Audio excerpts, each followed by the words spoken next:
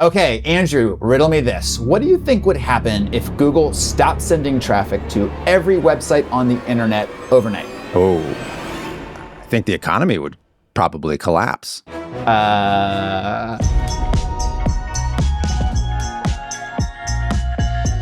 Hello and welcome to Product Fridays. I am Andrew McGill. I'm Andrew Phelps. I'm pretty sure of that. Always have been, always will be. And today we are going to be talking about Google Zero, not the sugar-free version of Google, but instead the moment where Google stops sending clicks to all websites ever. It's coming sooner than you think. Let's go.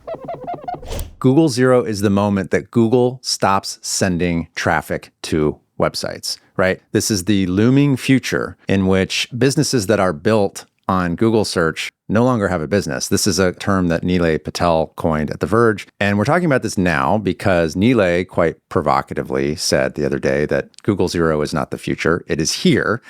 And I think he may be right. We may be closer to this future than we think. So I'm thinking of the way that I search for information now versus just 2 years ago.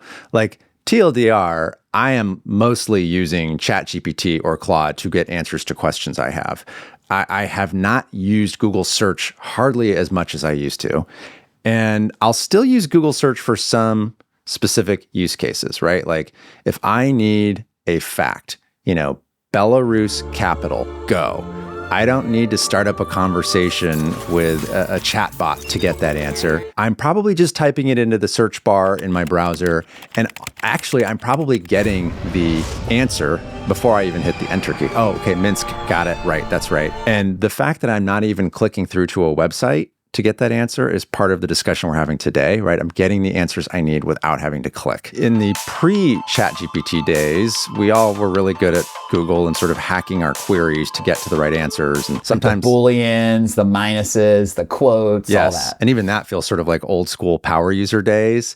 And then it was like, all right, I'm going to read through all the Reddit posts to sort of figure out, the answer to what I need. Of course, chat-based LLMs have solved a lot of that. And what I love about using a ChatGPT, for example, is I can sort of be as specific or as lazy as I want with a query, and I'll eventually get to the answer, right? Now, Google understands this behavioral shift, of course, and that is why they have put Gemini, which is their very powerful model, into Google Search, which is famously quite terrible in a lot of ways. And I want to come back to that a little bit later. But we've now seen some pretty profound shifts here.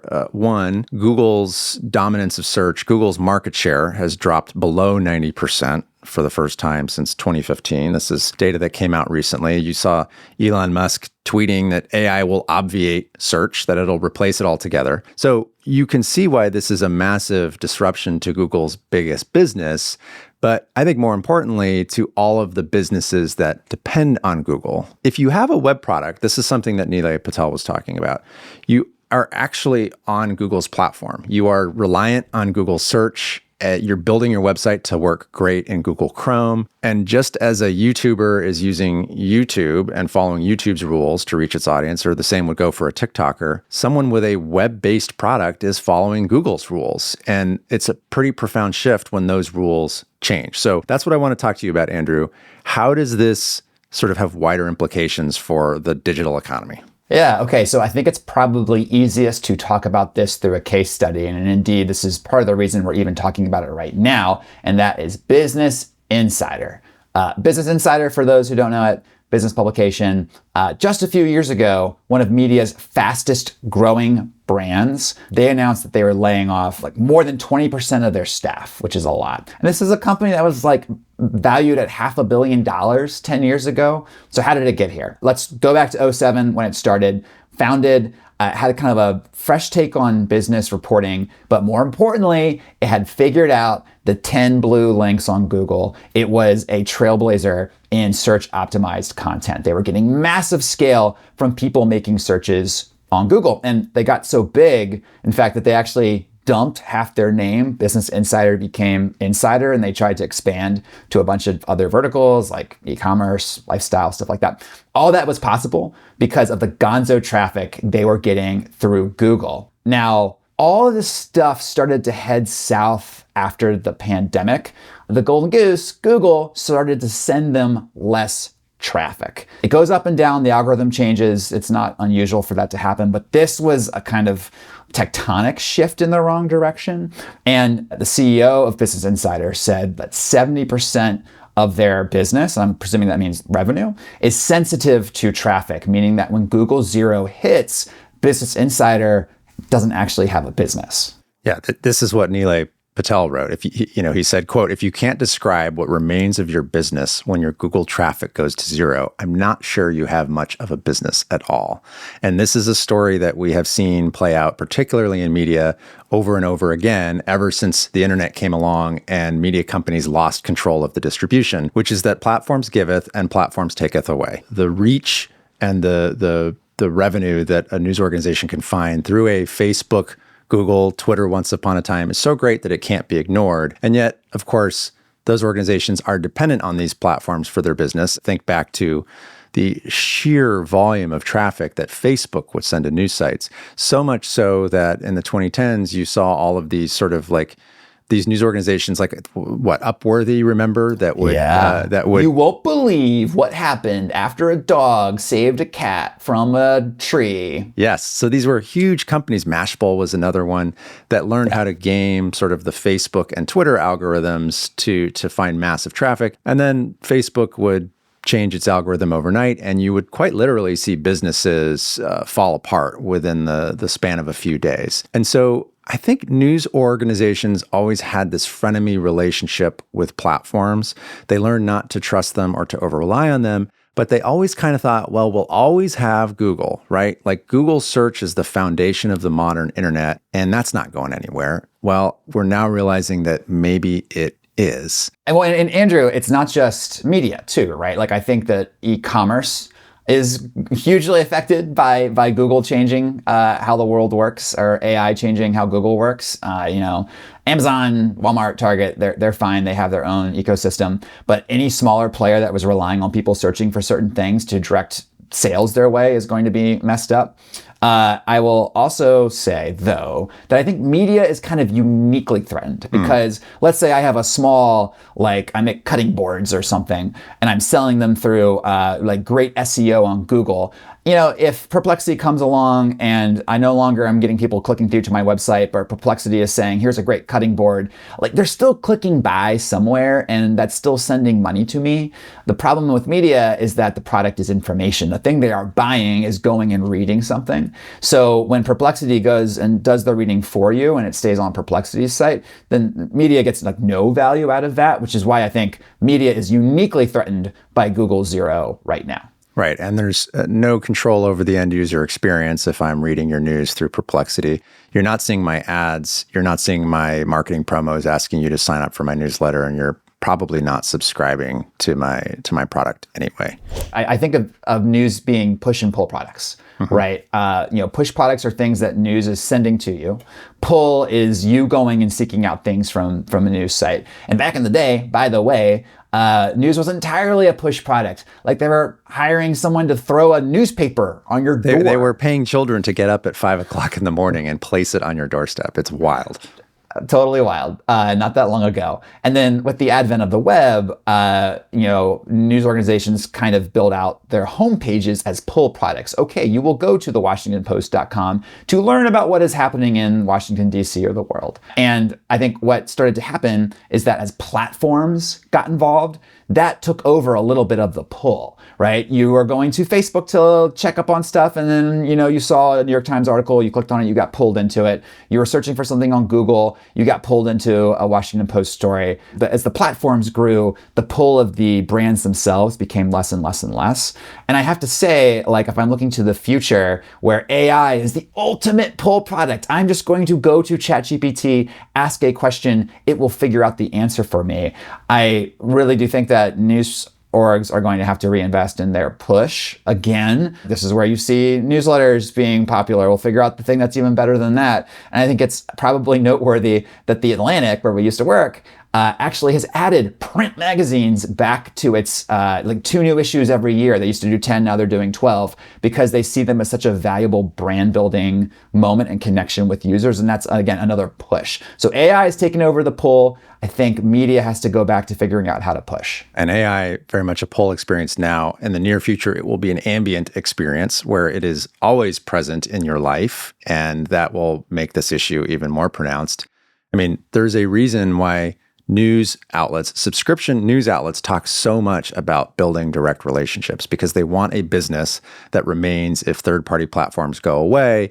And more importantly, they want to be able to control that line of sight to the user. I think that news organizations, if we go back to the push and pull dynamic, have to figure out how to monetize the pull from LLMs a little bit better. Yes. Now, the way they're doing that right now is effectively either getting like blood money from them by working out content deals, or they are suing them and trying to get money through the courts, right? Which is what New York Times is doing with OpenAI. Exactly. I think that there has to be room beyond those two options. The one that I'm particularly interested in is how can a news organization leverage its subscription relationship with a given user of an LLM. So I'm a ChatGPT subscriber. I'm also a New York Times subscriber. Wouldn't it be nice if there was a way to link my New York Times subscription to my ChatGPT client, such that when I asked questions about the world, it would use my account credentials to also pull in New York Times data? But if I'm not a subscriber, then that wouldn't be an option that's available. I feel like there's a way to, if it's either through the MCP standard, model context protocol, never get the P right. If it's through MCP, like we're building out this kind of web of APIs that are standardized to work really, really well with LLMs.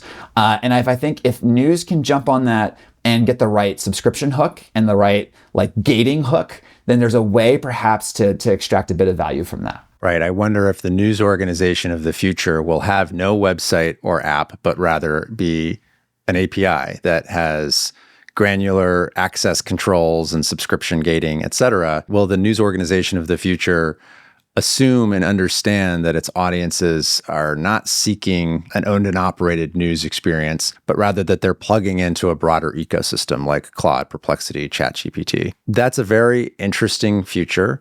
And it's one that I think news organizations have to plan for and build for, whether or not they're happy about that and whether or not that actually comes true.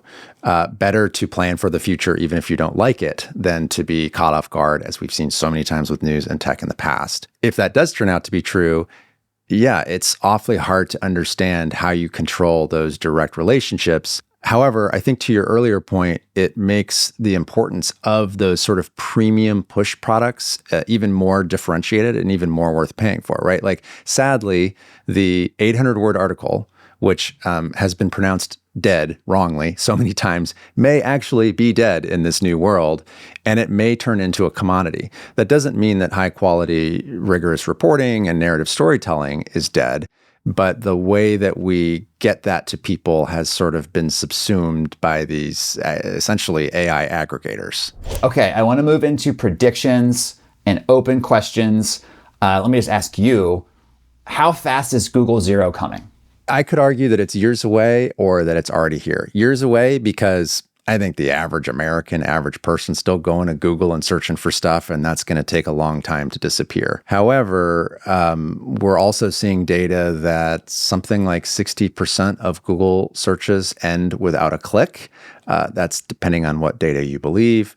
Those kinds of numbers can transform businesses, in particular small businesses. I think we're going to see a chimera coming out in the next few years of traditional Google instant answers and then like LLM powered complex answers. Because I'm just thinking about how we use it. Like you were saying, anytime I want to find out a movie star's age, I Google it. Or if I'm on my computer, I type it into the Chrome bar, I get it right away. I'm not going to open up ChatGPT, say, how old is George Clooney? And it's going to say thinking, and then start like typing out character by character the answer. Right. There's actually efficiency in the old way of doing things for pieces of information that are really discrete and really easy to query. But where I do think we're going to see the summaries stick around is for more complex queries or things where I'm asking an agent to summarize a bunch of information into a little précis for me.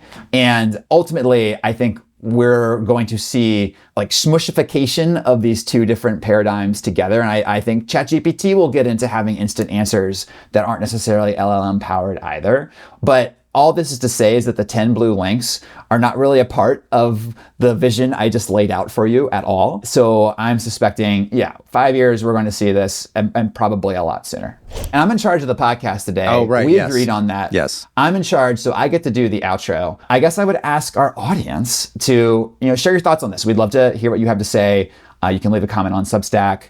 We'll be posting this on LinkedIn. We'd love to hear your comments there. You can also email us hello@productfridays.com. We love getting letters. Tell us what you think about Google Zero. And of course, as always, please like, subscribe, review, share with a friend. If you like what we're doing, if you hate what we're doing, share it with an enemy. It really does help us both make this better and grow the Product Fridays audience. And one more. Oh, nope. Nope. No, you go. Oh, I lost your audio. Oh, no. Well, I'm in control now. Also a reminder that we are bi-weekly now, so we're publishing episodes every other week for the summer. But in the meantime, we're working on some fun experiments, so stay tuned for those. Is Andrew Miguel's microphone back?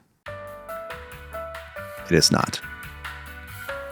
Well, I guess I'll end the show by saying I'm Andrew Miguel. I'm back now. I'm a big, dumb idiot. Okay, hi. Okay.